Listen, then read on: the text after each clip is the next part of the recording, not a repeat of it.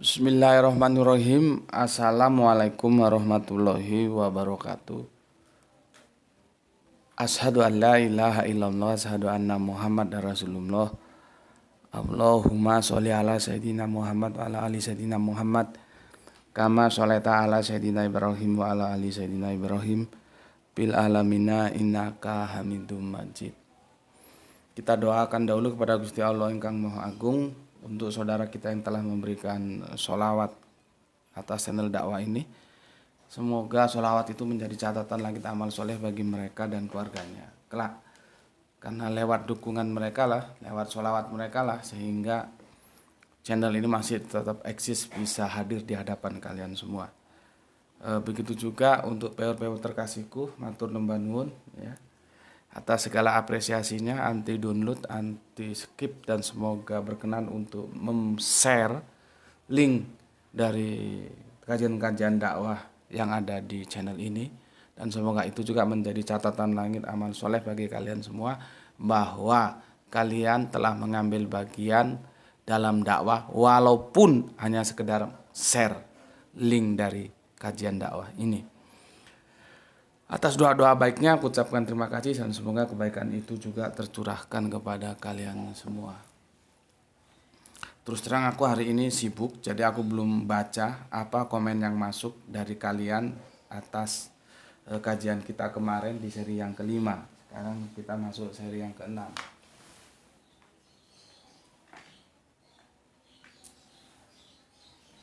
Ya. Aku sudah jelaskan kemarin sedemikian rupa ya, bahwa tentang Amsal 8:22 itu sudah dinisbahkan kepada Yesus sejak abad kedua, yang itu dipelopori oleh Justin Martyr ya, abad kedua.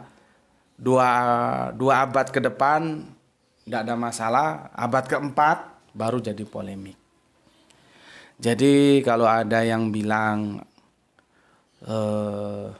bahwa semua orang Kristen tidak ada yang menisbahkan ini kepada Yesus, ya itu dianggap aja manusia yang otaknya itu otak curu gitu ya. Jadi nggak usah dihiraukan. Ya maklum lah, yang namanya otak curu, jadi dia punya otak itu setengah, nggak penuh, literasinya kurang ya. Sementara omongnya kegedean gitu ya, omongnya kegedean ya. Siapapun dia yang ngomong bahwa, meskipun dia orang Kristen, kalau dia ngomong bahwa Amsal itu tidak pernah menjadi polemik, karena dia abad kedua Masehi itu sudah dinisbahkan lewat Justin Martyr ya kepada Yesus. Nah, dia lahir abad keberapa? Ya, itu menunjukkan literasinya literasi sampah ya. Dan gitu juga bisa karena sudah kemasukan dogma. Yang namanya dogma itu kan membunuh akal ya. Sebetulnya sih nggak masalah, tapi yang jadi masalah ketika terlanjur ngomongnya kegedean gitu ya. Jadi antara otak dan mulut nggak connect. Maka sekali lagi, jangan mau dibodoh-bodohi ya. Siapapun yang ngomong, entah itu pendeta, entah itu pastor, enggak. Itu sudah dipermasalahkan sejak 2 Masehi, abad kedua ya. Ini Injil yang aku pakai dalam keseharianku. Ini Bible yang aku pakai dalam keseharianku. Ya, aku sudah komparasi. Memang harus dikomparasi karena apa? Kita kehilangan bahasa originalnya, bahasa Ibraninya kehilangan. Ini lagi. Nih, Injilku ini. Bibelku ini. Belum lagi yang ini. Nampak enggak, Le? Belum lagi yang ini. Ya, belum lagi yang mana, Le? Yang bahasa Arab. Enggak usah. Nih. Aku komparasi. Ya. Belum lagi yang ini. Ini nggak percaya kalau ini Bible. Nih. Nih. Ya, jadi aku banyak. Kebalik. Nih. Aku banyak punya Bible. Karena nggak ada jalan lain. Aku mau tanya sama orang Israel juga, aku nggak punya hubungan. Ya. Cuman yang aku pakai dalam keseharianku itu ini. Ya. Aku sudah komparasi semua. Ya. Jadi bukan tanpa literatur aku bicara. Kembali ke sini. Ya. Ini menjadi masalah, ya, yang Septuagint, ya, itu menciptakan, tapi yang Vulgata, belum lagi King James Version, belum lagi revisi ini, ya, itu dua besar ini memiliki, ini menciptakan. Kalau kita lihat waktunya dulu mana? Dulu ini. Karena Septuagint itu, ya, kitab Ibrani dalam edisi bahasa Latin. Sedangkan Vulgata itu dalam edisi bahasa salah aku ngomong. Ini dalam edisi bahasa Yunani Koine. Ini bahasa Latin. Ini dulu. Jadi awalnya dulu sebelum ada Vulgata, masih Septuaginta diterjemahkan dengan arti menciptakan. Ada apa? Kok langsung dirubah menjadi memiliki, ini ada apa? Orang kan bertanya. Kita mau ngatur kitab suci atau kita yang diatur kitab suci? Itu loh. Ya, masalahnya kan di sana. Ya. Coba cariin di handphonemu, kasih judul tersesat gitu ya. Aku sudah pernah jelaskan ya, ketika ada terjemahan yang bermasalah. Aku lupa itu surat apa, tentang itu di suratnya Paulus ya. Itu terjemahannya salah. Misalkan LAI ngundang aku, ayo, aku mau. Yang benar tuh gini loh, Pak. Gitu. Ya.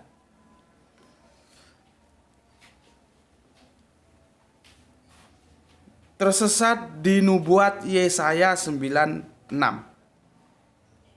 Ini ya. Ini.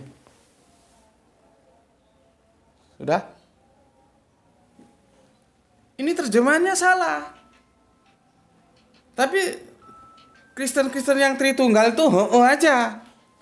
Padahal terjemahannya salah. Itu salah itu terjemahannya. Kamu lihat di situ, itu terjemahannya salah. Ya. Sementara dia saja tapi Kristen Tritunggal. Bahkan ketika aku benarkan banyak yang nggak terima, itu terjemahannya salah.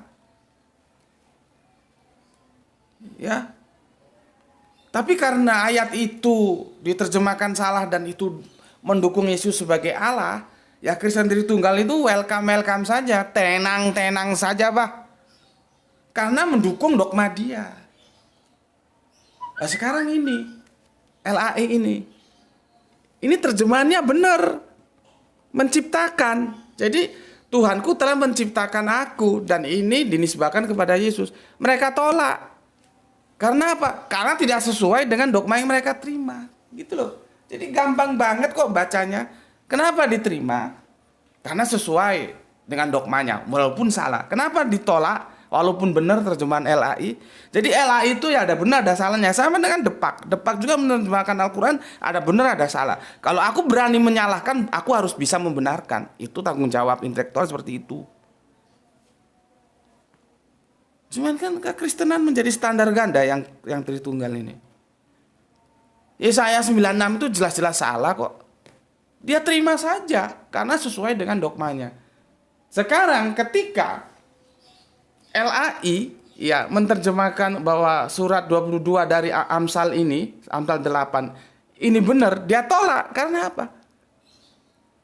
Karena tidak sesuai dengan dogmanya. Jadi intinya Alkitab itu mau dia atur sesuai dengan dogma dia. Sama aja, Alkitab mau dia atur, bukan dia mau diatur Alkitab. Kan gitu jadinya. Lah ini menciptakan kok. Nggak mau dia menciptakan. Maunya memiliki. Nantilah kalau ini kita masukkan ke dalam kalimat, jadi rancu dia. Rancu. Kalimatnya sulit dipahami. Kalau pakai diksi kanana ini, kana ini miliki. Rancu. Ya. Nanti aku jelaskan di episode berikutnya. Gejala-gejala ini itu sudah diwanti-wanti di dalam Al-Quran ada. Hati-hati dengan seperti ini. Nanti di video berikutnya akan aku jelaskan. Karena apa? Di dalam Islam juga harus hati-hati. Jangan melakukan seperti apa yang mereka lakukan. Tunduk terhadap Al-Quran. Jangan Al-Quran mau kamu tundukkan. Memangnya kamu siapa? Ya. Belajar Al-Quran tuh begitu. Kamu tunduk terhadap Al-Quran, bukan Al-Quran yang kamu tundukkan. Jadi kita bisa dapat ilmu dari polemik ini berikut pengalamannya. Jadi pengalaman baik, buruk, nah, yang baik kita ambil, yang buruk kita tinggalkan, gitu loh. Ya. Di Al-Quran gejala seperti ini sudah diingatkan kita sama Allah. Nanti dia akan memilih hal-hal yang sesuai dengan mau dia. Ya memangnya Allah itu mau disuruh seperti mau kita, apa kita yang disuruh seperti mau Allah? Ya. Oke. Aku lanjutkan, kemarin ada yang terpotong. Ya. Sebelumnya kita ke nganu dulu, ke ayat yang sebentar. Aku mau ngajarkan silogisme pada kalian ya. Kita kan pernah bahas silogisme, maka kamu lari ke surat Amsal ayat yang ke-12. Ya. Ini sebetulnya bukan hanya ini loh ya. Kacaunya terjemahan itu ya. Sebentar, aku bacakan. Supaya kalian tahu bagaimana rancunya terjemahan-terjemahan yang ada. Jadi repot. Nggak ada. Jangan percaya. Yesus itu satu helai rambut pun tidak pernah dia ciptakan. Nanti di kitab Yohanes itu setelah Yohanes 1 pasal 1 terus turun, nanti ketemu di ayat yang Yohanes 1 pasal 10. Itu bukan menciptakan. Masalahnya ngerti nggak apa itu menciptakan, apa itu menjadikan, apa itu membentuk, ya karena macam-macam, ya nanti di kitab Kejadian aja ya, Kejadian 1:26 itu ada diksi menjadikan, ada diksi menciptakan. Nanti di Ayub ada diksi dibuat, nanti di Amsal 8:22 menciptakan, nanti di Amsal 8:23 dibentuk. Apa bedanya? Menjadikan, menciptakan, dibuat, dibentuk, apa bedanya? Sulit kalau kita nggak paham bahasa aslinya. Makanya benar Rabbi Topia, kita itu tergantung kepada Yahudi kalau mau belajar perjanjian lama. Kita itu siapa? Ya semuanya, baik orang Kristen, terlebih-lebih orang Kristen, orang Islam juga, atau bukan Islam, bukan Kristen, orang apalah, mau belajar perjanjian lama. Itu kuncinya ada di orang-orang Yahudi, karena itu bahasa mereka. Aku tanya, apa artinya songoni? Itu mesti aku tanya ke orang Batak, karena itu bahasa Batak. Aku lebih percaya orang Batak dong daripada orang Papua misalkan. Apa artinya songoni itu? Mulak. Mulak. Apa itu pulang? Mulak itu pulang. Ya. Marende, apa itu marende?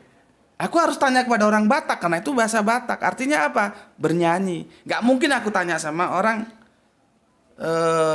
Jawa, karena orang Jawa nggak tahu apa itu marende, gitu loh. Sama dengan Alkitab ini, perjanjian lama itu memang perdebatan juga antara Aramaik atau bahasa Ibrani, ya.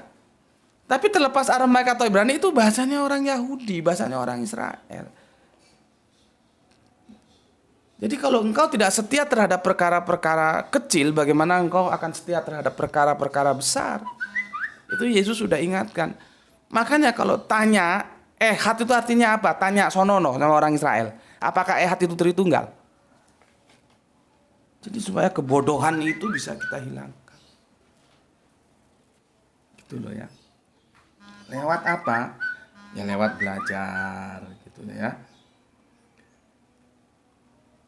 Ini ya, Injil-Injil yang terjadi perdebatan ini nih. Aku nggak tahu nih, agak sulit ini. Ada dari keempat terjemahan bahasa Inggris yang paling populer yaitu KJF, RSF, NIF, NASB. Hanya RSF saja yang menerjemahkan, menciptakan ya. Pertanyaannya lebih dulu mana? RSP ini. Nanti acuannya kemana? Ke sini, Septuaginta. Karena ini bahasa Inggris, ini juga bahasa Inggris, ini bahasa Inggris. Ini acuannya kemana? Vulgata. Masalahnya dulu mana Vulgata dengan Septuaginta? Nggak mungkin Septuaginta mengikuti Vulgata.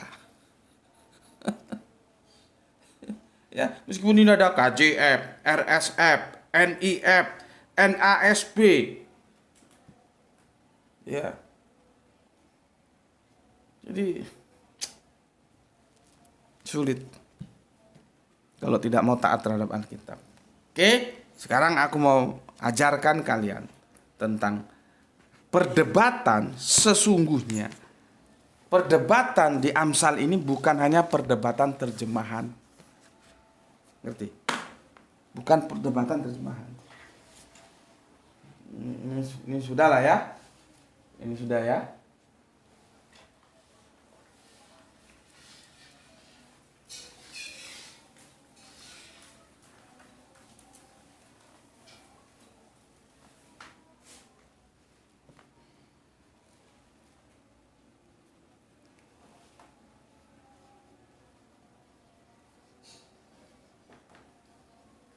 Ini perdebatannya ini polemiknya yang bikin kisruh, bikin pecah suara. Itu aku ada orang begini.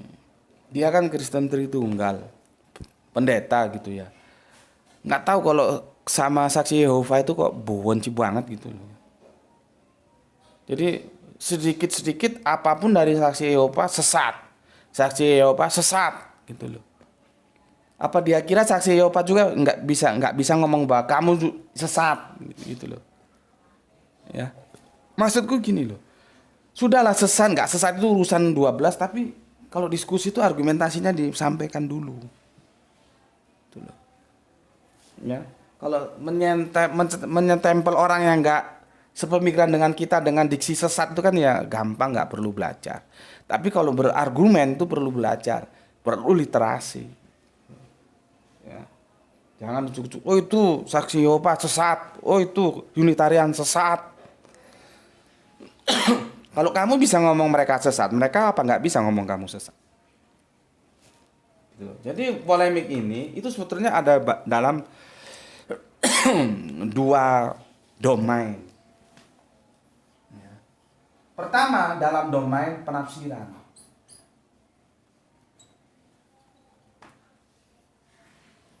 Ini teman-teman Kristen yang di sekolah Alkitab nggak pernah diajarin sini, ini dengar ini telingamu supaya ngerti kamu. Ya. Kalau di kampusmu kamu nggak pernah diajari ini ya. Amsal 8:22 tentunya ini nanti sampai satu perikop ya. Itu sebetulnya terjadi polemik di dua domain. Domain pertama penafsiran. Domain kedua itu adalah terjemahan. Ini masalahnya. Penafsiran dan terjemahan. Aku nggak tahu otakmu cukup ngerti nggak apa itu penafsiran, apa itu terjemahan. Kalau nggak ngerti belajar dulu, nggak usah ngikuti kajian di sini. Belajar dulu bahasa Indonesia yang baik dan benar, baru masuk ke sini. Apa itu penafsiran, apa itu terjemahan. Jadi aku nggak perlu jelaskan lagi. Ya. Oke, pelan-pelan ya. Kata bahasa Ibrani yang diterjemahkan itu sebetulnya dari Kanani, yang berasal dari kata dasar kana. Kemarin aku sudah tulis ya. Jadi Kanani itu berasal dari kata dasarnya kana. Nampak nggak? Kalau nggak nampak udah nggak usah wis. Kana ya. Ini sebetulnya, ini mau diterjemahkan apa? Ya, mau diterjemahkan apa? Septuagint menerjemahkannya, ya, itu dicipta, ya. Sementara Vulgata dimiliki, ya, dimiliki. Yang mana ini yang benar? Sama dengan ulil amri, itu kan polisemi juga. Itu bisa diartikan teman setia, bisa dikatakan pemimpin, bisa diartikan sahabat sepermainan, bisa. Bisa, bukan tidak bisa. Terserah mana mau diambil. Nanti apakah kita sembarangan ngambilnya? Nggak bisa sembarangan.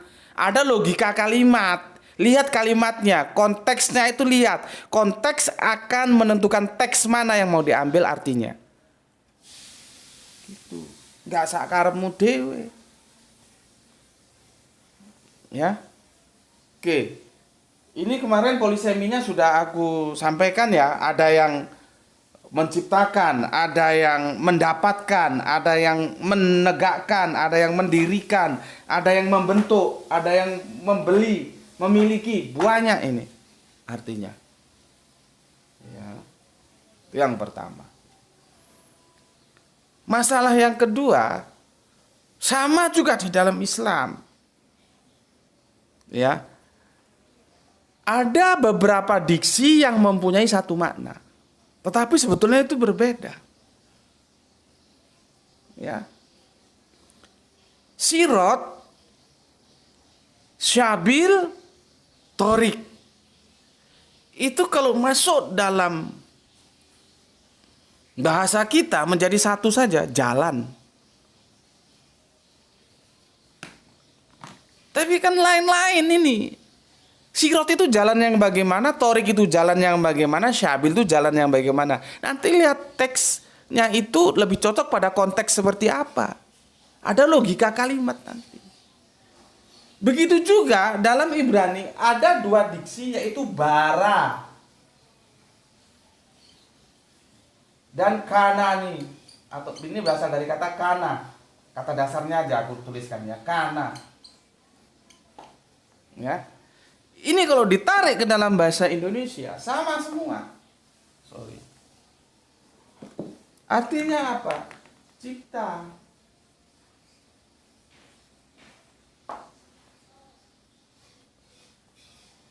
Nanti ada yang tanya, kenapa itu di Amsal kok nggak tidak pakai bara saja, kok pakai kanani? Makanya kalau sekolah minggu itu yang serius supaya kamu tahu. Coba tanya pendeta, coba tanya dosen teologimu, tahu nggak kenapa? Ini kalau di Kejadian 1 pasal 1 apa Kejadian 1 ayat 1, pasal 1 ayat 1, dia pakai bara. Ini mencipta ini. Karena ini yang mencipta. Kenapa di Kejadian 1 pasal 1 pakai bara, sementara di sini di Amsal kok pakai kanani ini, kana ini. Yang sama-sama mencipta. Ngerti nggak itu?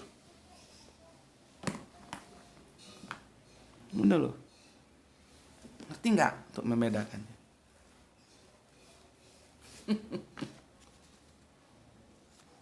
Sama dengan Al-Fatihah itu, ihdinas siratal mustaqim. Nggak ada ihdinas syabil mustaqim, nggak ada. Ihdinas tariqo mustaqim, nggak ono. Karena logika kalimatnya nggak cocok. Cocoknya itu sirot, bukan syabil, bukan tori. Itu juga begini nanti. Terjemahan kanan ini. Ya. Ini ruwet. Karena apa? kitab ini sudah kehilangan bahasa originalnya. Bahkan sebetulnya aku juga rada sanksi kok. Apakah terjemahan lama, perjanjian lama ini yang ada di sini di Injil-Injil, Bible-Bible yang aku terima ini, itu sama dengan perjanjian lamanya orang Yahudi? Aku kadang-kadang pingin riset, cuman ya kembali ke keterbatasan dana ya. Riset itu perlu dana. Kalau bisa terbang ke Israel sana ya enak. Terus kita komparasi. Sama enggak? Perjanjian lamanya orang Kristen sama orang Yahudi sama enggak? Gitu loh. Kan enggak tahu. Kalau aku terus terang belum tahu apakah sama atau enggak. Oke. Jadi di terjemahan ini sudah terjadi problematika seperti ini. Kanan ini mau diterjemahkan apa? Nggak ada satu kata. Tapi kalau kita manut terhadap terjemahan yang paling awal, ya diciptakan itu. Ya. Oke.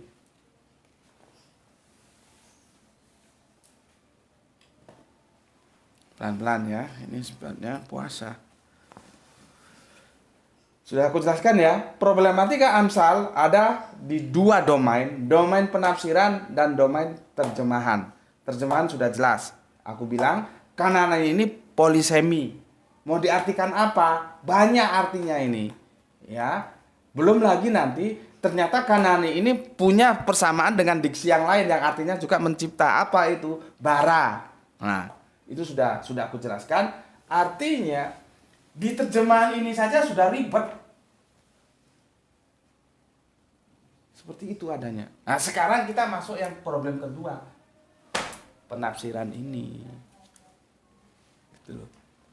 Ya. Ini kok di sekolah tinggi teologi nggak ada yang ngajar seperti aku gini. Ya. Nggak ada. Ngajar tuh harus jelas. Clear semuanya. Ya. Kalau kita baca, ini harus dibaca dalam satu perikop, surat 8. Itu ada apa? Hikmah itu ya. Sementara aku tanya, hikmah itu apa sih? Coba. Ini aja kita bisa nggak sepakat. Sila keempat Pancasila. Ya apa itu? Kerakyatan yang dipimpin oleh hikmah permusyawaratan. Apa hikmah gue? Dalam perwakilan. Jadi sebetulnya kita itu seharusnya nggak boleh. Ini nyimpang ke politik jadinya. Tata kelola negara. Kapan-kapan itu kita bahas di Mampir Ngombela ya. Aku sudah pernah bahas itu sekilas ya. Artinya apa? Kita salah. Kalau kita pilih langsung itu salah. Kita melanggar Pancasila kita. Jadi Pancasila kita puja-puja harga mati. Tapi nggak kita lakuin, justru kita melanggar Pancasila. Itu kan kepalanya minta di tokok kalau kata kami anak Siantar. Ya, karena sila keempat itu masih di sana, belum diganti pemilihan langsung itu enggak. Jadi apa? Kebijaksanaan yang dipimpin oleh hikmah permusyawaratan dalam perwakilan. Jadi wakil. Kalau kita kan nggak, sekarang demokrasinya liberal.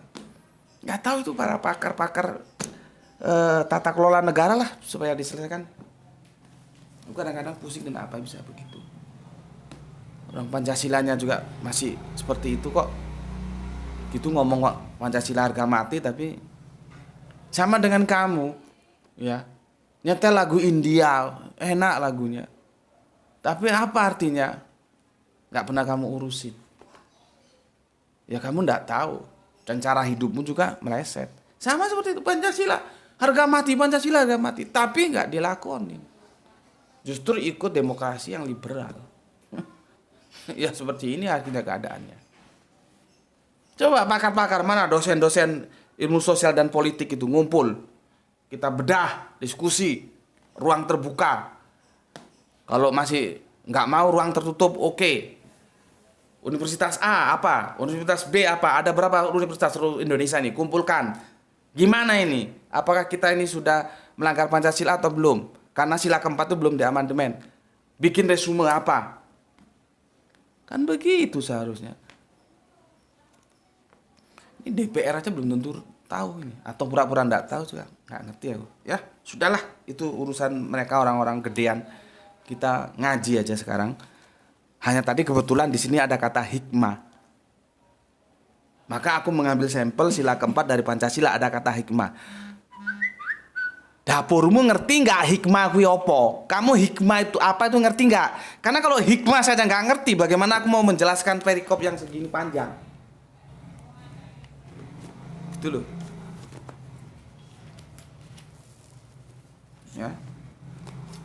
Jadi makanya aku berkali-kali bilang, bukan sombong, bukan. Kalau nggak ngerti itu tanya saja. Orang nggak ngerti itu proporsinya mengajukan pertanyaan, bukan menyampaikan pernyataan. Pernyataan salah, kasih tahu ngotot, ya curu. Apalagi kalau nggak curu. Kecoa itu loh, orang Jawa bilang curu. Ya. Udah bantah salah pula. Oke, hikmah itu banyak artinya ya, polisemi juga. Silahkan kamu mau mengartikan apa. Tapi sejauh yang aku teliti, aku lebih cocok hikmah itu kemampuan menyelesaikan masalah. Jadi dia hikmah. Hikmah dan kebijaksanaan. Jadi menyelesaikan masalah itu dengan kebijaksanaan. Hati-hati loh dengan kata bijaksana. Hati-hati. Nanti kapan-kapan kita ngobrol tentang kata bijaksana. Kalau ada kata bijaksana, kamu tidak paham, wah. Jadi bijaksana itu nilainya dia sudah masuk moral. Karena ada hukum, ada moral. Hukum itu di bawah moral. Gitu loh ya. Jadi dia mengambil keputusan atas dasar apa? Hikmah itu diambil atas dasar apa? Kebijaksanaan. Ya. Oke, jadi hikmah itu adalah kemampuan menyelesaikan masalah. Itu yang aku tahu, tapi kalau kalian punya referensi lain, monggo, tidak ada masalah. Ya, sekarang ini bujangan hikmah terlalu panjang, sudah setengah jam ini, nanti kamu bisa pelajari sendiri. Kamu baca itu sampai 81 sampai 836. Itu komplit dia ya. Ini sebetulnya ini ayat 1 sampai ke 36 komplitnya. Kamu baca. Ya. Kalau aku baca di sini habis waktu kita. Maka aku langsung merujuk ke nomor yang ke-12. Ayat yang ke-12. Tapi kamu jangan habis baca Bible nggak pernah baca Quran. Itu namanya ya goblok juga. Baca Quran dulu baru baca Bible. Ya. Ini ayat yang ke-12. Ya. Begini. Aku hikmah tinggal bersama-sama dengan kecerdasan, dan aku mendapat pengetahuan dalam kebijaksanaan. Yang ada gitu doang. Dia tidak mengatakan ini Yesus atau bukan Yesus. Jadi ini layak diperdebatkan. Yang mau mengatakan ayat ini dinisbahkan ke Yesus seperti Justin Martyr, yang monggo. Yang enggak ya monggo. Nah sekarang kita bertaruh secara intelektual sebetulnya kemana. Karena jelas dia adalah tidak eksplisit. Dia implisit mengatakan bahwa aku hikmah. Di ayat 12 ini, sini nampak leh. Dia bilang begini, aku hikmah.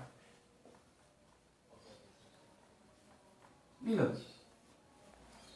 Ya, aku hikmat. Bukan aku Yesus atau bukan aku Salomo. Makanya kemarin aku kan ngobrol, ada saudara kita dari JNG dari Malang itu yang mengatakan bahwa kejadian berapa itu? Kejadian 1:26 ya, itu bukan dengan Yesus, bukan, tapi dengan malaikat. Makanya aku jawab kemarin, iya kalau itu pakai sudut pandang Yahudi. Karena apa? Yahudi nggak menerima Yesus. Tapi kalau aku pakai sudut pandang Yahudi untuk berdiskusi dengan teman-teman Kristen, nggak bisa, nggak jalan.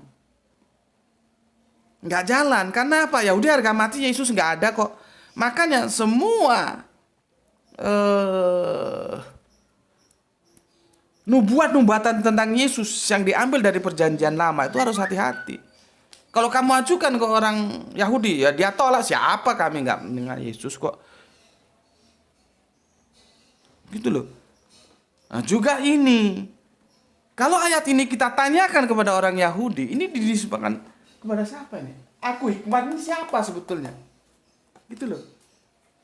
Kalau aku geret ya ke sini, aku hikmat. Ini ya. Aku hikmat. Ini penafsirannya ini who. Siapa? Ya. Siapa ini?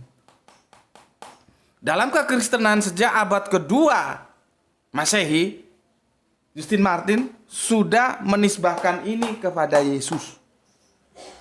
Baru nanti polemiknya menjadi-jadi di abad keempat. Berkali-kali tak bilang. Nah, kalau kita ke Yahudi, tidak mungkin Yahudi ngomong ini ke Yesus. Orang Yesusnya aja ditolak kok dia ngomong ke Yesus dari Hong Kong apa? Itu loh. Ya.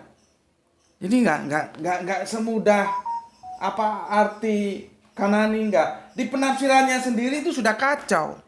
Kita mau kemana? Ya. Kita mau kemana? Kalau kita tanya Yahudi, nggak mungkin. Jadi sebetulnya Islam itu masih relatif ya lebih mengakomodir karena Islam menerima Yesus yang kami kenal sebagai Isa. Kalau Yahudi kan barbar belas.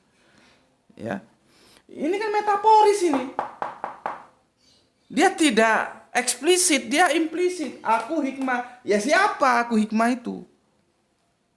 Gitu loh. Siapa? Ya, sementara Kristus adalah makhluk ciptaan di sini.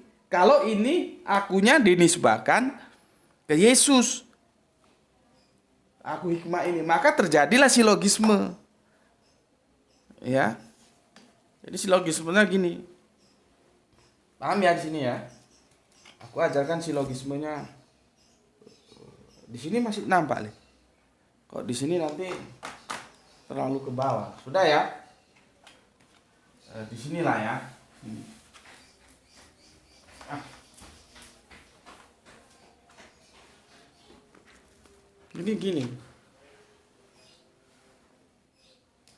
Silogisme.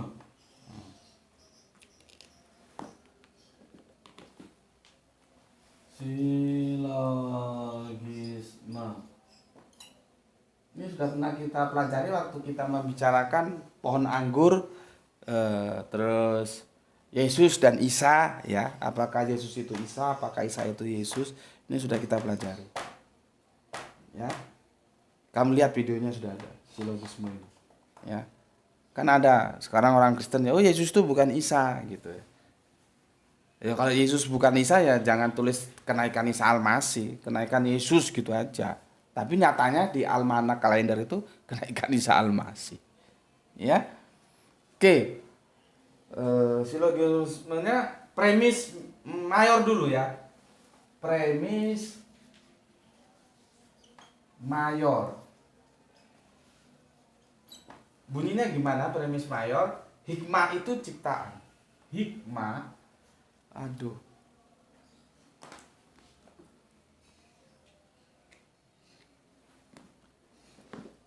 Sebentar ya. Hikmah itu ciptaan.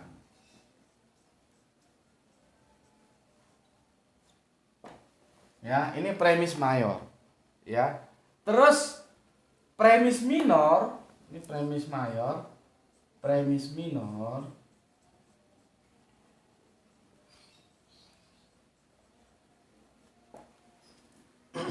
Ya. Sorry. Ini premis hikmah ciptaan itu premis minor. Hikmah ciptaan. Ini premis minor. Premis mayornya adalah hikmah itu Yesus. Ini loh. Konklusinya apa? Kalau sudah begini. Konklusinya apa? Ya, ini yang ditolak oleh teman-teman Kristen Tritunggal. Karena mereka kalau sampai mengakui Yesus itu ciptaan, Tritunggal bubar, gitu loh. Jadi harga mati, mau apapun adanya, Yesus harus jadi Allah. Jadi bukan Allah, bukan Yesus yang menjadikan dirinya Allah, bukan. Kristen Tritunggal yang menjadikan Yesus Allah, gitu loh. Ya. Oke. Premis mayor, hikmah itu siapa? Yesus. Ya, hikmah itu siapa? Yesus. Tadi di Amsal 8 ayat 12-nya kan sudah jelas. Aku hikmat, tinggal bersama-sama dengan kecerdasan, dan aku mendapatkan pengetahuan dan kebijaksanaan. Jadi aku hikmat. Dia masih metaforis, masih empiris. Belum eksplisit. Dia implisit. Ya. Nah, hikmah itu Yesus. Dinisbahkan ke Yesus.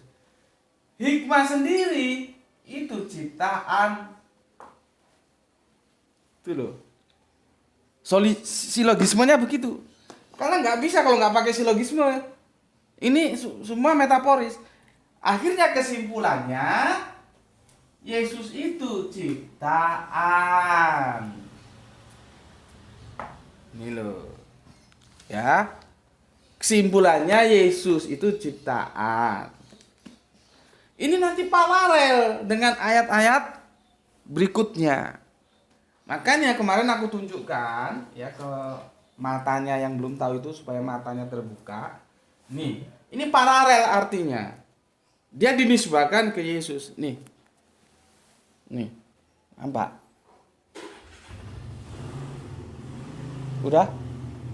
Ya, paralel. Aku tulis di sini ya.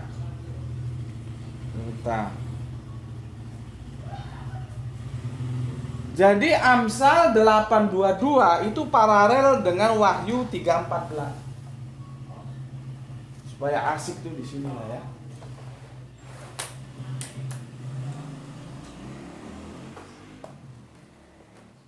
Itu kok mau ngomong nggak pernah dinisbahkan ke Yesus. Amsal, catatan kaki ya. Amsal, sorry.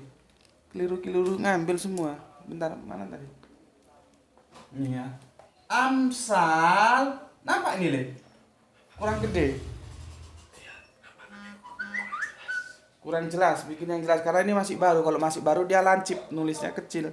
Aku carikan yang agak gede. Supaya mata-matanya nggak ngerti ini jadi ngerti. Ini aja ya. Amsal, ini gede ini. Amsal ya. 8:22 itu paralel dengan Wahyu. Gini disingkat gini, Wahyu 3:14. Ini loh. Catatan kaki, kalau kamu baca Bible ada catatan kaki seperti ini, ya, itu artinya paralel, satu substansi. Ada hubungannya, ada keterkaitannya. Sekarang kalau kamu masih bingung, kamu lihat Wahyu ini cerita tentang apa? Masalahnya juga tergantung literasi kamu. Kamu tahu nggak bahwa Yesus itu juga punya nama lain? Selain anak Allah gelarnya, selain anak manusia juga gelarnya, dia punya gelar Amin.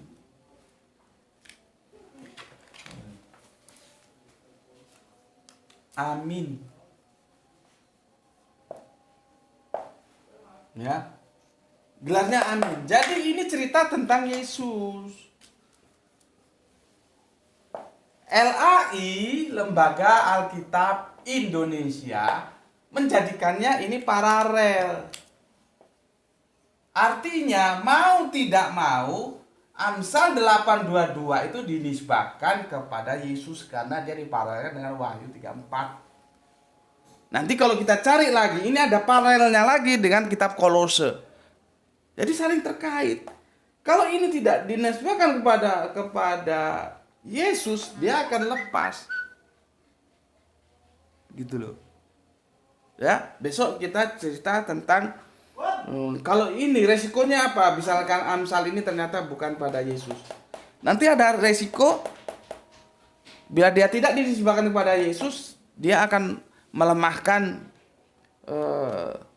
Injil Yohanes. Gitu loh. Tapi kalau dia diterima sebagai Yesus, Yesus diciptakan. Jadi blunder. Seberapa blunder ini. Ya. Oke, ini sudah masuk maghrib. Ya, kita sudahi dulu, sampai ketemu lagi besok ya, dalam suasana yang tetap santai ya. Karena kalau nggak santai, kalau terlalu ngotot nanti haus nggak bisa minum. Ini sudah buka puasa, semoga di sana juga nggak tahu sudah buka atau belum ya. Semoga puasa kita diterima sebagai Allah menjadi catatan langit amal soleh bagi kita semua kelak. Dan aku doakan semoga semua perwira terkasihku dalam suasana rezeki yang barokah, kesehatan yang prima, sehingga kita bisa mengkaji kajian-kajian kita ya. Insya Allah besok kita akan masuk ke seri yang ke-7 ya, tentang polemik Amsal ini. Jadi ini nggak main-main, ini panjang, besok kita kaji lagi ya. Sampai ke seri berapa kita mengalir saja ya.